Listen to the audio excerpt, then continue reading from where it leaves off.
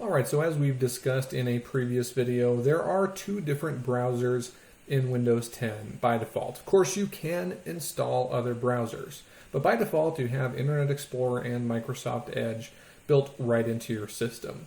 Just a recap, the advantage of using Internet Explorer over Microsoft Edge are the additional security features and perhaps additional compatibility with some older website protocols. So browsing and searching the web is very easy with either of these browsers. Both of them have an address bar that doubles as a search box or place for you to enter a search query. The great thing about Microsoft Edge is that it enables you to set anything that you would like as the search engine. So by default you'll be using Bing. However, you can go into the settings here and the advanced settings, and you have the option of changing that to something like Google or another search engine, whatever you prefer to use in your corporate environment. Both Microsoft Edge and Internet Explorer support the option of you having multiple windows and multiple tabs. So you can open new tabs by just hitting the plus icon. You can hit the ellipsis here to open a new window, and it's also important to note that you do have the option of opening an in private window.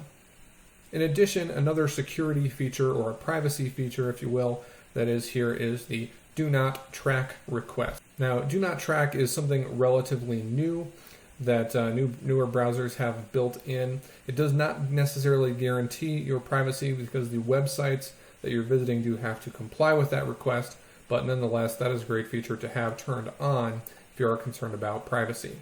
Now, browsing the web is obviously very simple. You've probably done this before. All you need to do to go to any website is either to search for it or to type the address directly into the bar. Then you just hit enter and you're going to be taken to that website. If a page becomes unresponsive, you can hit this refresh button to refresh it, or you can hit the control key and the R key, that will also refresh it, or you can hit the F5 key on your keyboard to refresh that. Now, just a brief note about using the box here as the search bar. I did show earlier that you could go into the settings and the advanced settings to go ahead and change the search engine provider that you use. You can add a new one like this. If you can't find the search engine that you want to use here, what do you do next? Well, all you need to do, let me go to one here.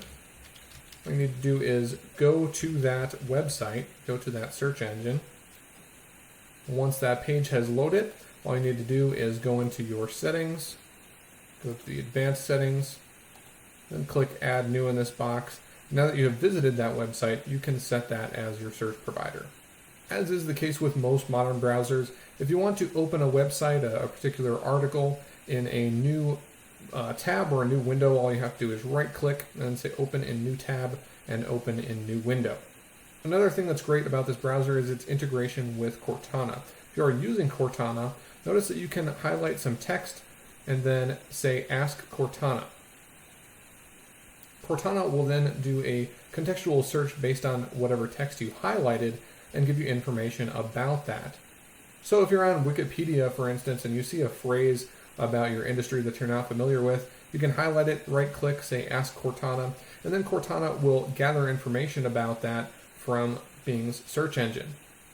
So that can be very, very helpful in certain times. There's also interesting features about it. If you visit a restaurant's website that's in your area, Cortana will pull up directions to that restaurant automatically. So Microsoft Edge does have some very unique browsing features in addition to the standard browsing features that you would see, and we will go into some more detail about some of its other unique features in a later video.